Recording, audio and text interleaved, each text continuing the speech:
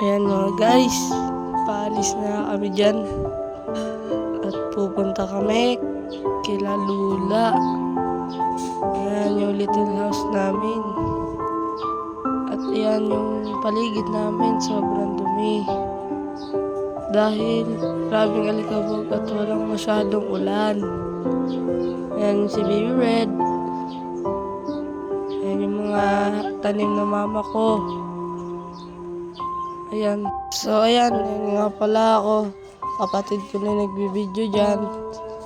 At nandito na kami kila Lula. Maganda sa bahay na Lula. Dahil mabato. At maraming puno. Ayan nga pala yung mga ginagamit nila lolo. At ayan yung motor. So, ayan. Padiretso pa lang kami niyan. Hindi namin inuna dahil masyadong magulo dyan. Yung kapatid ko kasi nagbibideo po. Ayan, hindi na talaga maano dahil kapatid ko po yan. Minsan maayos din siya mag-video. Ayan, lapit na rin kami dyan kila Lula. Unting tiis na lang po. Masyadong mainit at kita nyo naman po yung daan. Masyadong madumi at alikabok.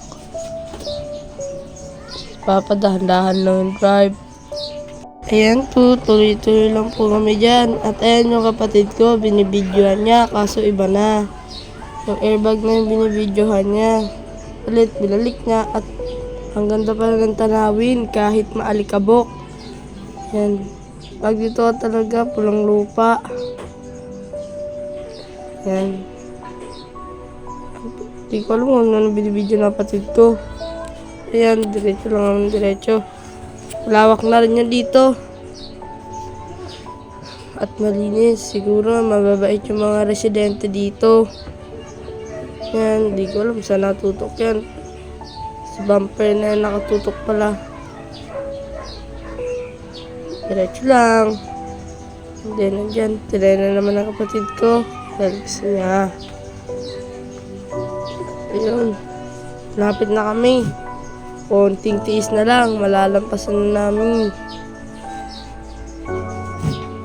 Ayan, dito na kami malapit sa Taguros. Sabi mo, dun tayo lalakad na tayo sa bar. At yan, nakita ko si Manong.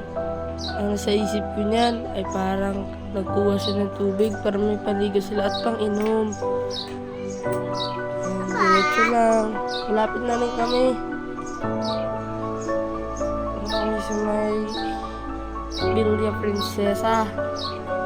Ang init masyado dyan. Kaya yung aircon namin, sobra-sobra. Naka number 3. Ayan, diretso lang. Lapit na kami. Diretso lang, diretso. Baka lang takbo namin kaya ang slow na video dahil ayaw naman mapabilis. Init pa naman. Ayan, diretso lang. Malayo pa pala. Akala ko malapit lang. Kahit mainit. Ito yung kapatid ko kung saan naman binibideo. Nakatutok naman.